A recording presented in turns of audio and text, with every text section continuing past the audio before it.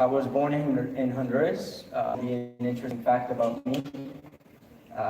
So English is my second language. If you judge me, you're just a bad person. I might make mistakes.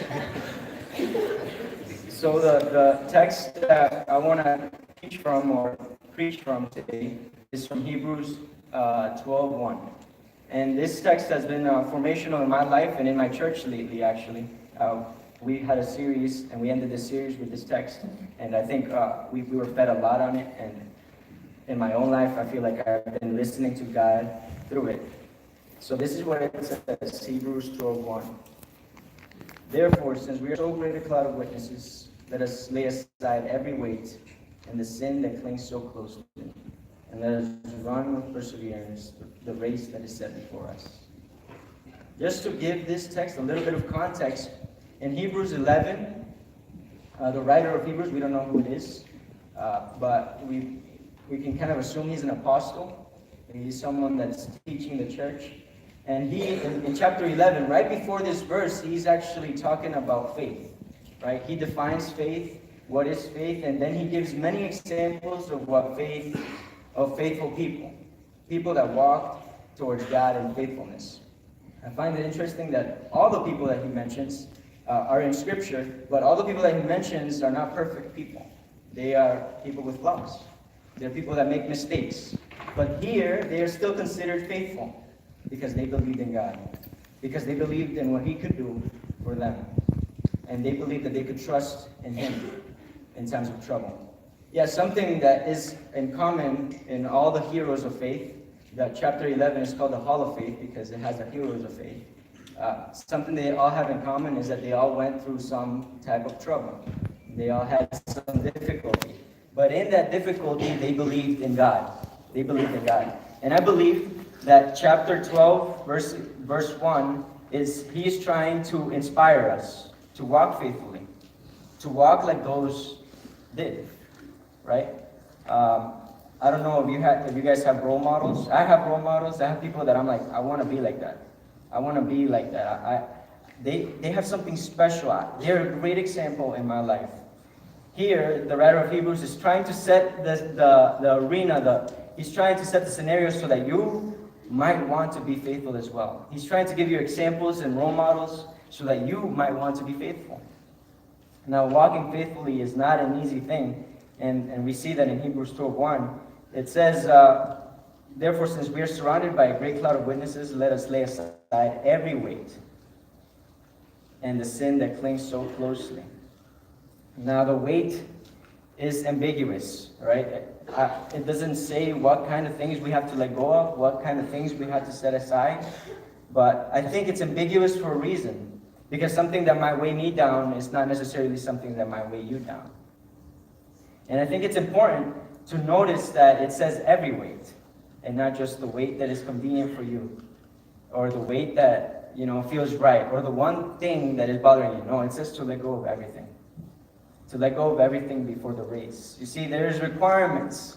There are requirements to enter the race.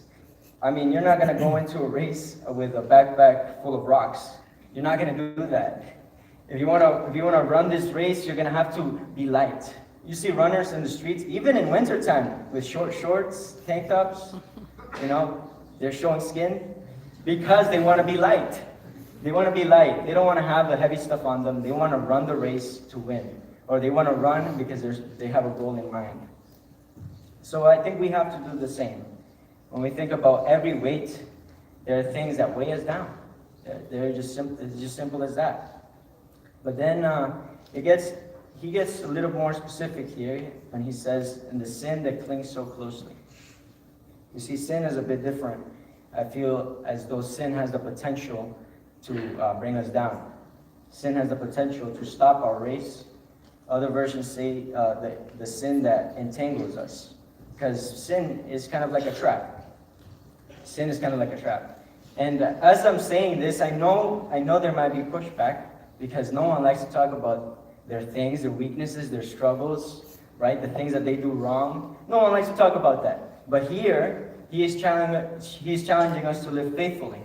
And in order to live faithfully, towards God, there are two requirements to persevere in the race. Lay aside every weight and the sin that clings so closely. So sin becomes a problem for us. It can stop us. It becomes an obstacle between you and God, between the race that is set before you. And we can't let it be an obstacle. Or, in other words, we make it a problem. It doesn't have to be. And then I find it interesting how he says, let us run with perseverance the race that is set before us. Let us run with perseverance. You will never hear those words when the task ahead of you is easy, right? No one's going to tell you to persevere through that walk in the park. Or no one's going to tell you to persevere when it's a piece of cake, right? People tell you to persevere when it's difficult. They tell you to persevere through school, right? Academics are hard. Getting good grades are hard. They tell you to persevere through that. They tell you to persevere through, a tough job, a struggle, because it's difficult. The task ahead of you will be difficult. And here he is painting a picture of a difficult task because in order to persevere, perseverance is only necessary for a long run, right? It's not necessary for a sprint. For a sprint, you need a lot of power, right? But for a long run, for a marathon, you need perseverance. You need endurance. I found out the other day that there exists such thing as a 100-mile marathon. I don't know who came up with the inhumane idea of a 100-mile marathon, but it exists. And people who run those races, they need the endurance. They need to persevere through the pain. I don't know about you, but I can't run for my life, okay? And I'm so serious. I can't breathe. I can't breathe. It's just how it works. You see, I run kind of weird. I run fast, but I cannot run long distance. That's just how I work, right? Even when I'm playing sports, I almost die. I've almost passed out 3 times. This is no joke. This is no joke. Because I'm so focused on my goal that I forget to breathe. I'm so focused on the ball or wherever I have to go that I forget to breathe. If we're going to run this race, if we're going to have the endurance, we have to know what are the things that we need to develop. You need a steady pace, right? You need steady breathing for a race. No marathon runner is going to go full force right at the beginning. No, they start jogging. They start with a steady pace. And I think if we're going to walk towards God, we need a steady pace. One of the things that has been drilled into me these past couple of years at ENC is that practices shape who you are. That practices shape your identity, right? And what you do on a daily basis matters. What you do on a daily basis can affect your life. And it's important that we realize if we want to run the race with perseverance like he is trying to inspire us to do, we must get rid of the things that don't allow us to keep going forward, but we must also develop some habits, some good, steady habits that keep us in the race. Now, I did this for myself at the beginning of the year. I think it's a really good opportunity to start over because I want to get closer to God. So, and we have to be able to fight, through the discomfort and the pain in the race. And it is difficult. The writer of Hebrews doesn't even attempt to explain how hard it is to let go of something, right? To get rid of a weight. He doesn't even attempt to explain how hard it is to even get rid of sin. It's something difficult. You mean you're asking me to change the way I live, the way I've lived for so many years? You mean you're asking me to let go of that hatred or unforgiveness towards someone? You mean you're asking me to change my lifestyle? You're asking for transformation here. You're asking something that might make me uncomfortable. And the truth is that it's supposed to be like that. It's supposed to be like that. He is challenging you because he's challenging you to be faithful, right?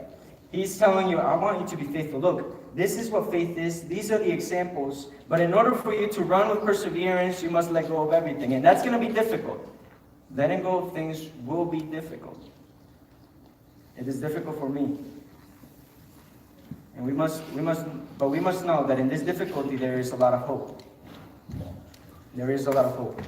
Because no one is exempt from difficulty. No one is exempt from from suffering, from pain. Everybody will experience that. But suffering in the race, following Christ, there is hope in that race. One of the hopes is that we can do this together, right? He says to let us run the race with perseverance. He's not just merely telling a person to run. He's saying, let us run together. Let us run together this race. Because not do it by yourself. You see, I wouldn't be here. I wouldn't be here if it wasn't for the influence of my pastors who are here today. They have influenced my life. They have been with me in my struggle, right? You need other people. You see, that's the thing. You need other people. You can't. I don't think there's such thing as an individual Christian. You need others in order to follow God, in order to follow Christ. And I think he makes that clear here when he says, let us run the race with perseverance. So if you want to run far, you need others to help you. Whether you're an introvert or not, you need others to help you. You need others to help you along the race and help you with those struggles. And the last thing I want to talk about is the focus. And the focus with which we have to run. Because he says to let go, he says to get rid of sin, he says to run with perseverance, but he doesn't say the how. This task seems too difficult.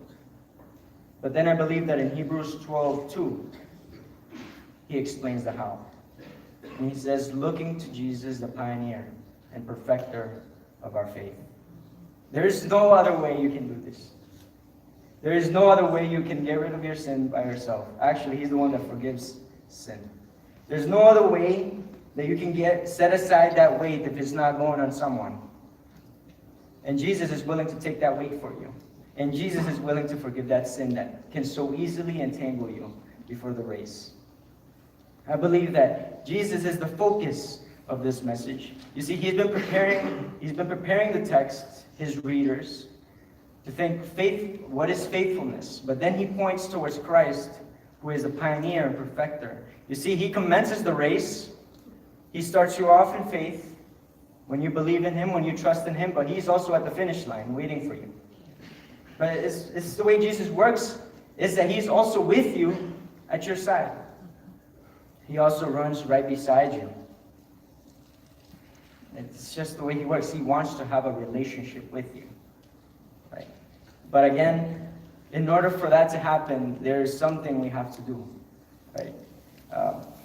I think the writer of Hebrews is kind of being blunt about how we have to do this. How we must get rid of every weight, and how, that might be more of a process than a one-time thing, than a one-time decision. Because it's difficult. It's not easy. But he is a pioneer and perfecter of faith. You see, he showed us how to walk. If anyone ran the race and suffered in the race, it was Jesus Christ. And he suffered it for you. And he suffered it for me. You see, he didn't just suffer for the sake of suffering. He endured the cross. And the rest of chapter 12 talks about that. It talks about how he endured the pain, the suffering. Because he was thinking of you. I believe he was thinking of you. He was thinking of us, as we would be able to be with God. Sin is a problem, but Jesus is the solution to that problem. As we look towards him, we can run the race faithfully. As we look towards him, as the one who starts the race and the one that's with us, we can walk in faithful ways. So he is the ultimate example of the way we ought to live. He sacrificed. He sacrificed a lot. And I think at some point we have to be able to make sacrifices as well. It is especially true that in our generation, I think we like things to be easy. We like things to stay comfortable. And we fall in love with a gospel that doesn't challenge us. And we fall in love with a gospel that doesn't require transformation. And I think the true gospel, the gospel of Jesus Christ, it is a gospel of love, but a love that sacrificed. A love that was willing to endure the pain. A love that was willing to stay faithful to the end. And Jesus is the ultimate example of that. And I believe that wherever, I don't know where you are, right? I don't know where you are in your life. And I don't know if you're in the race. I don't know if he's inviting you to the race, or if you have to let go of something. Or if you know that there is sin between you and God, and you need Jesus to bridge the gap. But this message has been super instrumental in my life. Because it has taught me that it's okay to suffer, right? See, 2000 will be a perfect year, but I know it will be a year in which I will try to my best to endure and persevere in Him, right? With others, because I can't do it for myself. And what I'm trying to do is encourage you. I don't know what your struggles are. I'm trying to encourage you to walk faithfully, to enter the race, because he is the ultimate example. If we look at Him, He makes the race possible. We're going to have a moment of, we're going to sing a song, we're going to pray to God. And I don't know where you are, but I want our eyes closed, and I want you to make a decision. I mean, what are you going to do? If this is what the Word is saying, if this is what the Word is requiring, you have a choice to make. And obviously no one's going to force you to do it. It's your life. It is what you do. But you have a choice to make. Here He invites us to let go. He invites us sacrifices. Paul says it this way: offer your bodies as living sacrifices. Because sometimes it requires a sacrifice to follow Jesus Christ. And it is not always easy. And as we pray, we sing the song. We keep our eyes closed. But if you have to do something, if you have to pray to God and surrender everything, if you want to do that today, you have a chance to come up to the altar. Or maybe you want to let go of something, you can just sit there and pray to God. But if you want, you can do this however you want. You can stand up, you can stay seated, you can come up to the altar. But we're going to pray to Him. And we're going to ask that He helps us to be faithful in this race.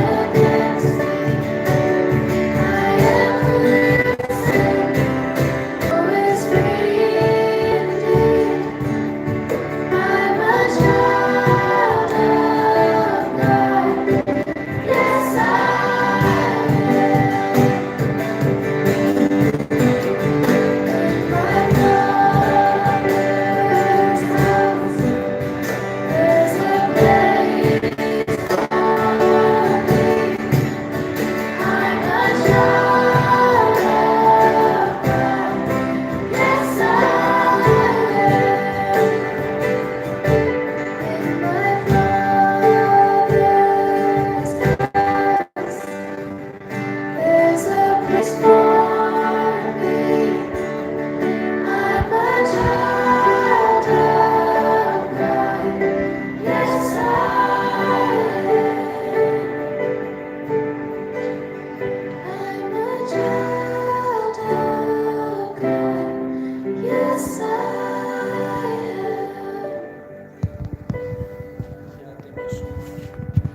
you so much for this message.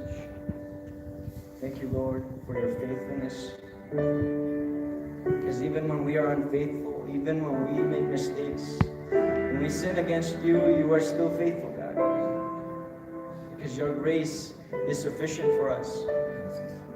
Help us, Lord, to walk towards you in faithfulness, to persevere even when it gets difficult, to persevere even when we experience pain. Help us, Lord, to do this together, because it's not possible to do it alone. Help us, Lord, to do it together and to look to you as our focus, as the ultimate example of sacrifice of love.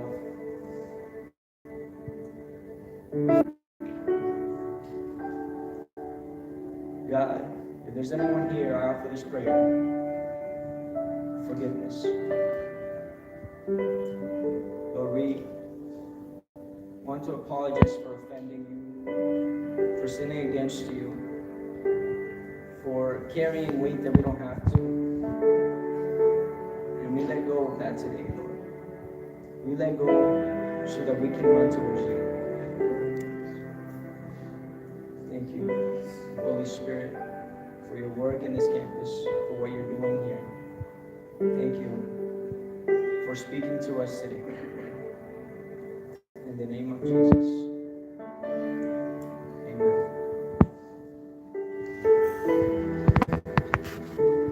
Will you rise and sing the last song with me?